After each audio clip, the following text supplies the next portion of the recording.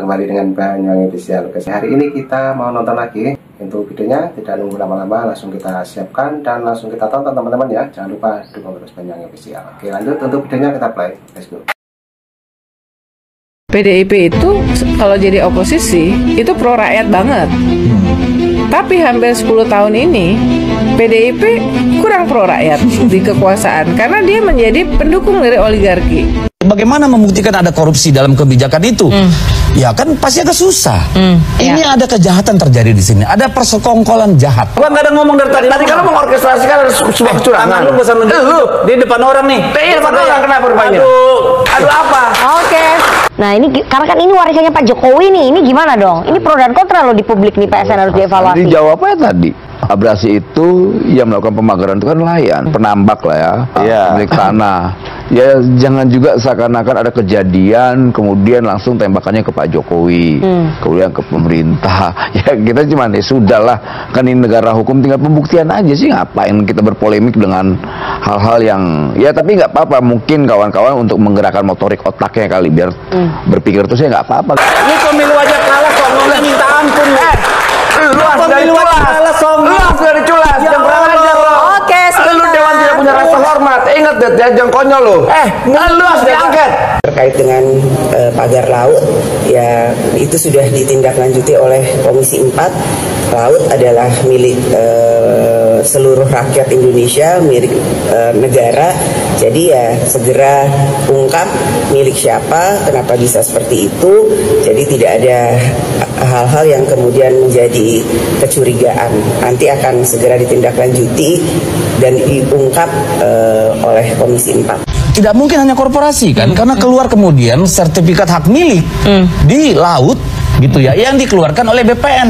Emang BPN kantor cabang sana tidak kemudian memberikan laporan kepada BPN di provinsi wilayah, kemudian sampai ke menteri, kan tidak mungkin juga.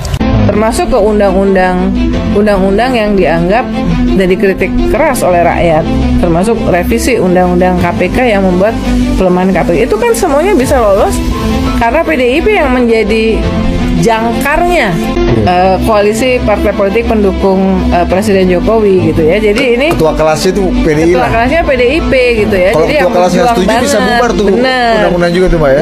Terkait dengan tanah apa tadi itu, tanah musnah, kan sudah terbukti bahwa Kementerian ATR BPN membatalkan 50 bidang SHM yang ada di situ, bukan yang diklaim oleh rakyat dengan apa namanya tanah musnah tadi. Tetapi yang diterbitkan 2022-2023 yang baru-baru nih 50 bidang, kan itu cukup luas juga. Ya karena ini kan terkait dengan Jokowi lah, ini kan orang subjektivitas terhadap Jokowi kan tinggi, karena Jokowi kan meninggalkan legacy yang sebetulnya ini sangat bermanfaat buat rakyat, gitu. Kemudian banyak orang yang terganggu dengan apa yang sudah dilakukannya. Kemudian orang mengkait-kaitkan Jokowi kong kali kong lah dengan aguan, ya nggak apa-apa lah orang mau ngomong apa. Menurut saya nggak apa-apa itu. Namanya juga apa dugaan-dugaannya nggak. Tadi tetap yang disampaikan Mas Ganjar tadi, ya kan ada sebuah peristiwa, tapi ini tidak langsung orangnya dituding Jokowi aguan. Jangan konyol apa? Ayo kita buka. Kenapa? Ayo kita akan buka itu ya. Kita akan buka itu. Kita akan buka itu. Jangan konyol lu. Baik. Iya. Iya. Lu marah kenapa? Jelas. Kenapa lu jadi persoalan pribadi lu? Kenapa pribadi? Ini kita bicara politik. Ini masuk lu yang ngawur. Gua ngomong apa man lu? Lu ngomong apa tadi? Gua lihat lu aja jijik. Gua lebih jijik dari lu. Malu. Jadi maksud lu paham tentang demokrasi? Gua tanya, lu paham tentang demokrasi? Coba, apa yang lu paham tentang demokrasi? Kita debat itu. Kita bicara tentang debat substansi itu. Paham tentang demokrasi yang mana? Paham demokrasi yang mana tentang demokrasi yang lu pahami? Pembegalan MK. Mana? Pembegalan MK. Lu aja kan Ketua MK di mekanisme yang jujur. Ketua MK dipecat. Lu itu bukan lain dewan yang mekanisme jujur, tahu? Lu kenapa jadi urusan pribadi di sini? Bukan pribadi. Oke, cukup ya. Bawa keluar di orang. Sebentar. Ini orang manipulatif 400.000. Lu gagal lu. Banyak omong. Ini sebenarnya PDIP ini oposisi terhadap Prabowo Gibran gitu atau oposisi terhadap Jokowi gitu. Jadi kenapa? Karena kan banyak sekali beberapa kritik sebenarnya langsung tidak langsung itu terkait Jokowi. Misalnya kayak PPN gitu ya. Kalau kita simak kan beberapa yang disampaikan para tokoh ya, juru bicara atau tokoh partai PDIP itu. Itu kan misalnya ketika dikritik Gerindra ya. Loh, itu kan dulu ketua pansusnya dari PDIP gitu ya, yang memutuskan juga. Kemudian tanggapan dari Deddy Sitorus kalau tidak salah itu kan mengatakan itu kan undang-undang usulan dari pemerintahan Jokowi ketika itu kan gitu. Banteng maling teriak maling. Kedok PDI Perjuangan terbuka. Koar-koar bersuara lantang soal kasus pagar laut. Ternyata salah satu kadernya, Charles Honoris, terseret di dalamnya. Partai yang selama ini gemar memainkan drama seolah menjadi penyelamat rakyat, kini justru ketahuan sebagai dalang utama penguasaan lahan secara ilegal. Ironi? Tidak. Ini memang wajah asli PDIP. Bermulut besar ketika menyerang, tapi langsung bungkam saat boroknya sendiri terkuak. PDI Perjuangan kembali menjadi bahan olok-olok publik. Kali ini, kasus pagar laut yang mereka keluar-keluarkan malah berbalik arah, menghantam kadernya sendiri, Charles Honoris. Istilah maling teriak maling kembali relevan, mengingat sederet nama besar PDIP sebelumnya gembar-gembor mendesak pengusutan kasus ini. Kini, bumerang berbalik, menampar wajah partai Banteng sendiri. Bukankah ini khas PDIP? Bermain drama di panggung politik seakan-akan mereka suci, padahal di belakang layar, mereka sendiri yang bermain kotor. Reklamasi yang murah meriah, ya, ternyata canggih emang otaknya. Reklamasi nggak usah pusing-pusing kayak negara lain, pakai izin yang bener gitu ya. Langsung ditanam, di pagar laut ini ditanemin ya. Cara reklamasi. Hai. Saya sangat salut sebenarnya sama PDI gitu. Kenapa? Sangat salut banget karena PDI itu menurut saya adalah partai yang tegas, punya pendirian dan pro rakyat. Kamu tuh semenjak kalah. Semenjak kalau menang entar dulu deh. Gitu. Tapi semenjak kalah tuh bahkan ya, saya baca berita PDI itu diajak untuk gabung ke koalisi Prabowo Gibran. Dan kalian tahu apa kata PDI? Enggak. Kami tidak akan ikut dalam rangkulan kekuasaan. Kami ingin merangkul rakyat. Emang kalau rakyat 16% tuh gampang dirangkul. Jadi memang banyak ketidakjelasan di sini dan inilah yang sumber sengkarut. Jangan salahkan politisasi, Pak. Ketika rakyat tidak punya tempat berbicara, ya politisi yang harus turun. Oke, baik. Salahnya pemerintah dan pengusaha tidak menjelaskan dari awal. Inilah sengkarutnya gitu. Baik. Jadi ini ya PDIP kemarin saya ngeliat wah nyinggung RU penyiaran. Pokoknya pro rakyat banget lah ya 17 itu. Iya, ada Aiman pula ada apa segala tapi ya kemarin tapi kemarin ya. Jadi ini nah makanya istilahnya itu melakukan self korektif. Nama-nama seperti Deddy Sitorus, Rieke Diah Pitaloka, Puan Maharani, dan TB Hasanuddin sebelumnya lantang menyuarakan pengusutan kasus pagar laut di Bekasi. Dengan garang, mereka menuntut pemerintah menindak tegas para pelaku yang telah menguasai lahan negara secara ilegal. Namun, ironi terjadi ketika terungkap bahwa perusahaan yang menguasai lahan pagar laut di Bekasi adalah milik keluarga Charles Honoris, Wakil Ketua Komisi 6 DPR RI dari PDIP sendiri. Tak heran, setelah skandal ini mencuat, mulut-mulut yang sebelumnya beringas kini mendadak terkunci. Begitulah pola standar ganda PDIP yang terus berulang. Silakan itu di daerah mana itu Bang Sitorus? Di Kampung Corong. Oh, Kampung Corong. Ya, Desa Corong nih. Lihat nih ya, alur sungai itu ditimbun tanah, direklamasi. Corong. Ya. Ini dan memang luar biasa sekali. Bisa di ini nggak di close up? Ini di mana ya Kampung Corong? Di Banten lah. Di Banten. Oh, ya. Bagian dari Tangerang. Kan kelihatan.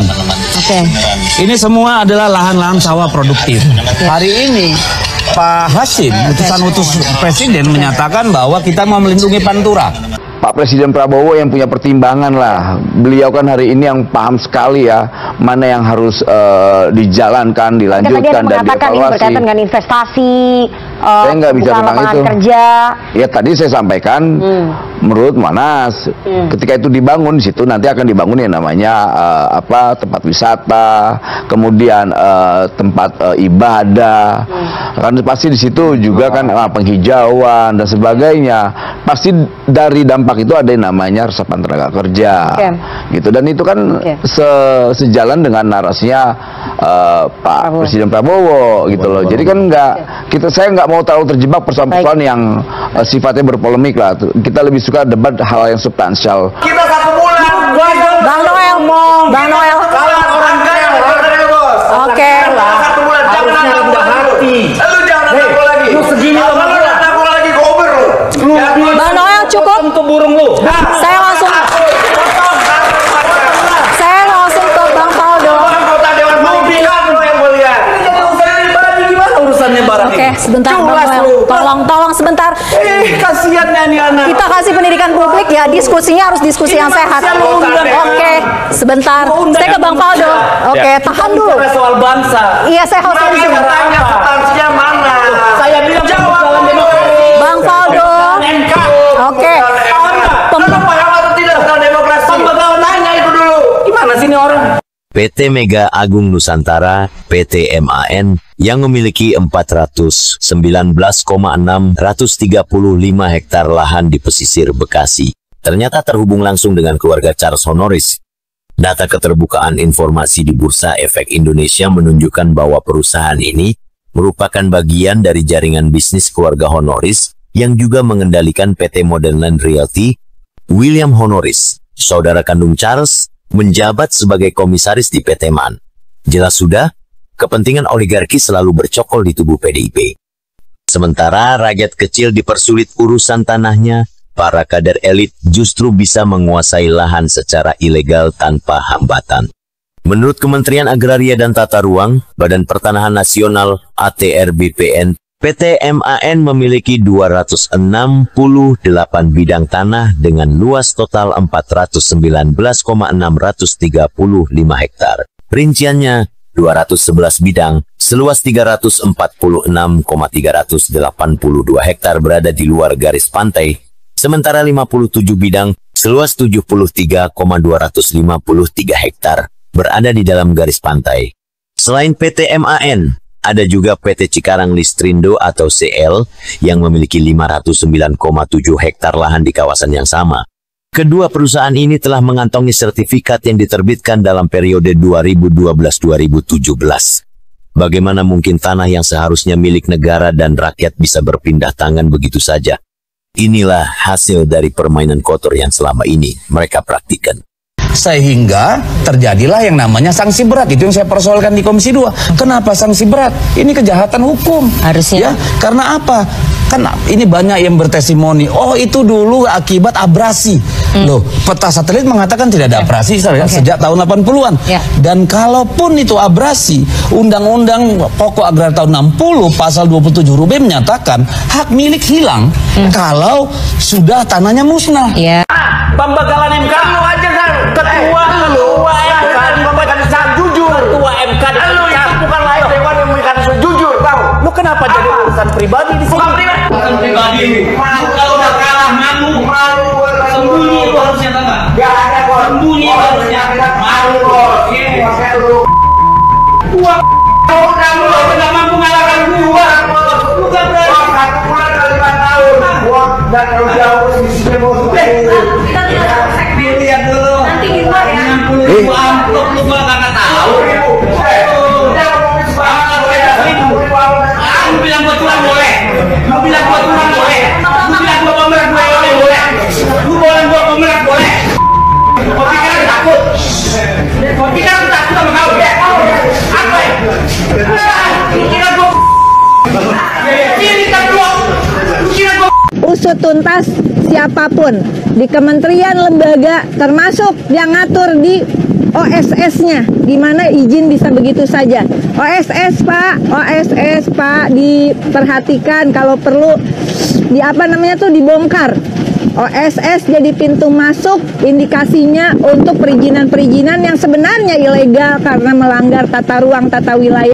Jadi posisi partai hanya katakanlah waktu itu mungkin karena bareng gitu ya, jadi semacam kayak jadi stempel jadinya kan gitu. Nah, balik lagi pertanyaan, ini sebenarnya oposisi ke siapa gitulah, atau ke oposisi pemerintahan Prabowo Gibran gitu, artinya mengkritik, mengevaluasi ya kebijakan dijalankan, atau ada bayang-bayang Jokowi, atau tadi bahasa Mas Budi, Jokowi itu jadi momok bagi PDIP kan gitu. Kan gitu. Artinya laporan hukum ke Pak Aguan dengan Pak Jokowi itu salah alamat karena ya salah alamat, wong dasarnya salah kok. Bukti bahwa politisasi kuat apa? Pertama, bahwa pagar-pagar itu ya, itu di framing, dinarasikan dengan istilah HGB pagar laut. HGB-nya siapa? HGB-nya pengembang itu cuma di Kecamatan Pakuaji.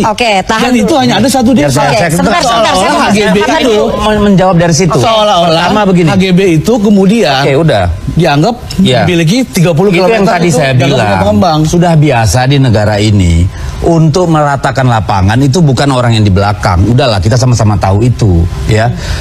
HGB itu jelas-jelas dinyatakan oleh Menteri Agraria, sampai ada kena sanksi. Bahwa itu nanti tidak terkait dengan PIK, nanti kita buktikan di belakang, ya. Karena sekarang kita bicara itu, nanti di belakang kita mari berhitung sama-sama, gitu loh.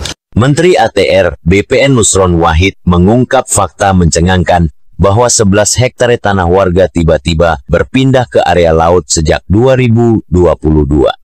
Lebih mengejutkan lagi, luas tanah itu tiba-tiba membengkak menjadi 72 hektare dan kini hanya dimiliki oleh 11 individu baru.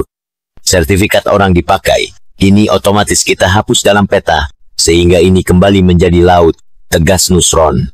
Namun, hingga saat ini, Charles Honoris dan PT MAN belum memberikan klarifikasi terkait skandal ini. Seperti biasa, PDIP lebih memilih strategi pura-pura tuli ketika sudah kepepet. Sebelumnya, Puan Maharani sempat lantang meminta pemerintah mengusut tuntas kasus pagar laut tanpa menyadari bahwa nama kadernya sendiri bakal terseret. Deddy Sitorus bahkan sempat berapi-api dalam rapat DPR menuntut sanksi hukum yang lebih keras bagi para pelaku. Namun, setelah nama Charles Honoris terseret, suasana berubah. Megawati Soekarno Putri yang biasanya vokal mendadak bungkam. Begitu pula dengan elit-elit PDIP lainnya yang dulu teriak-teriak soal kejahatan pagar laut. Tampaknya standar ganda kembali dimainkan. Inilah wajah asli PDIP. Sok membela rakyat, tapi justru melindungi maling di dalam partainya sendiri. Kasus ini membuktikan bahwa skandal pagar laut bukan sekadar masalah administratif. Ini adalah persoalan penguasaan sumber daya yang menguntungkan segelintir elit, termasuk di dalamnya kader PDIP.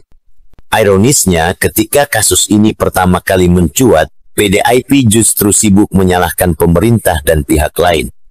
Hari ini kami menambah beberapa orang saksi yang sebelumnya kita hanya interview, kita formilkan, kita periksa 5 orang. 5 orang tersebut adalah yang kemarin saya sampaikan, KDSB Lukman, kemudian PHAPR BPN 2 orang, Kementerian Kelautan dan Perikanan, dan Bapeda Kabupaten Tangerang. Dari hasil pemeriksaan ataupun pengumpulan barang bukti dan keterangan, kami langsung melaksanakan gelar perkara, di mana gelar perkara tersebut dihadiri oleh tim dari Barreskrim, yaitu penyidik utama, penyidik madya, dan para penyidik di lingkungan Direktorat Tindak Pidana Umum.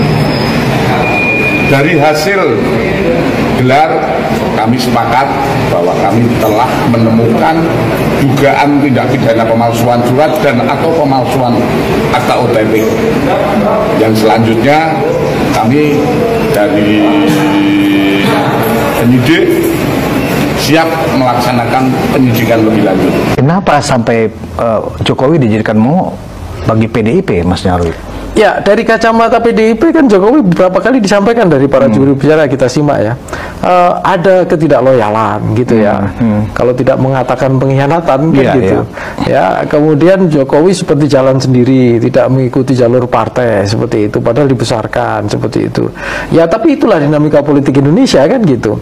Nah, kalau kita lihat memang beberapa yang dikhawatirkan oleh PDIP itu adalah kalau ada banyak Jokowi-Jokowi yang lain yang kemudian bisa mendegradasi ya, dugaan saya ya, basis kepartaian PDIP ini dan kultur yang ada di sana gitu loh.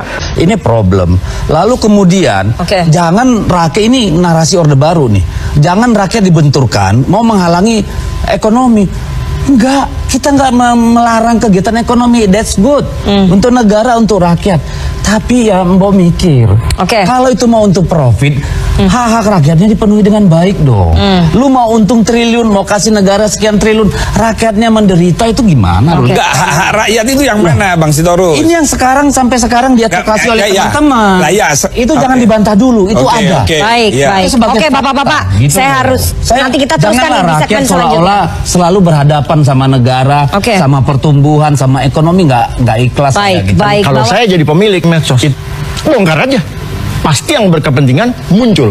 Nah, tetapi kan ya kita lihat ya hanya Jokowi kalau kita lihat sampai hari ini gitu. Nah, tetapi bukan hanya itu. Pertanyaan Mas Budi menarik.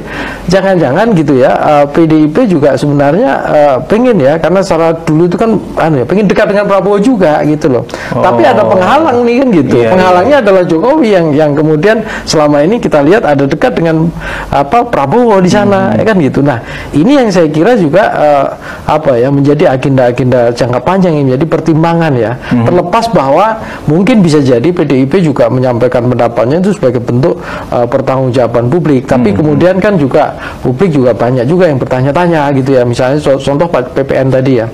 Nah, ketika misalnya PPN 12% diputuskan, diusulkan dari pemerintahan Jokowi, taruhlah anggap itu benar gitu. Nah, kenapa PDIP juga tidak waktu itu di bagian dari pemerintahan juga tidak melakukan kritik atau upaya menjelaskan atau mungkin ini gitu ya, merevisi kebijakannya. Nah, sekarang dijalankan pemerintahan Prabowo kan gitu keputusannya. Nah, ini contoh-contoh yang mungkin dugaan saya ya, partai-partai gitu seringkali itu susah konsisten, Mas Budi. Susah konsisten. Iya, kalau sudah berkuasa kadang-kala harus mengawal kebijakannya versinya yang sedang berkuasa gitu ya. Nah, begitu di luar kekuasaan gitu punya suara lain. Nah, ini kan bahaya juga kalau kemudian publik mengatakan ini partai koplin PAN kan gitu. Dulu bersuara A, besok B gitu kan gitu, atau C bahkan. Itu sudah jadi keresahan banyak pengamat, banyak akademisi juga. Kini, dengan fakta-fakta yang terbongkar, apakah PDIP masih akan teriak usut tuntas atau justru memilih tutup mulut? Rakyat sudah semakin cerdas. Drama politik murahan semacam ini tidak lagi bisa menipu publik. Satu hal yang pasti, kasus pagar laut telah menjadi senjata makan tuan bagi PDIP. Setelah tekanan publik semakin besar, Kejaksaan Agung dikabarkan mulai melirik kasus ini. Sumber internal menyebutkan bahwa sejumlah dokumen terkait kepemilikan tanah sedang dalam proses verifikasi hukum. Jika benar terbukti ada permainan kotor dalam penerbitan sertifikat lahan di pesisir Bekasi, bukan tidak mungkin kasus ini akan menjadi bola salju yang menyeret lebih banyak nama besar. Kini, publik menunggu apakah hukum benar-benar akan ditegakkan atau PDIP akan kembali menggunakan kekuatan politiknya untuk menutup kasus ini. PDIP bukan lagi sekadar partai, tapi sindikat politik yang lihai bermain peran. Mereka berbicara soal moral, tapi bertindak sebaliknya. Jika rakyat diam, kebobrokan ini akan terus berulang. Sudah saatnya PDIP dipaksa bertanggung jawab atas semua dosa politiknya. Oke teman-teman, videonya sudah habis. Nah, itu tadi mungkin teman-teman yang mendengar video ini dari awal sampai akhir, bagaimana menurut teman-teman semuanya? Silahkan tulis di kolom komentar saya teman-teman ya. Oke, terima kasih. Sehat selalu. Ambil hikmahnya teman-teman ya. Dari Assalamualaikum warahmatullahi wabarakatuh. Sampai jumpa. Thank you.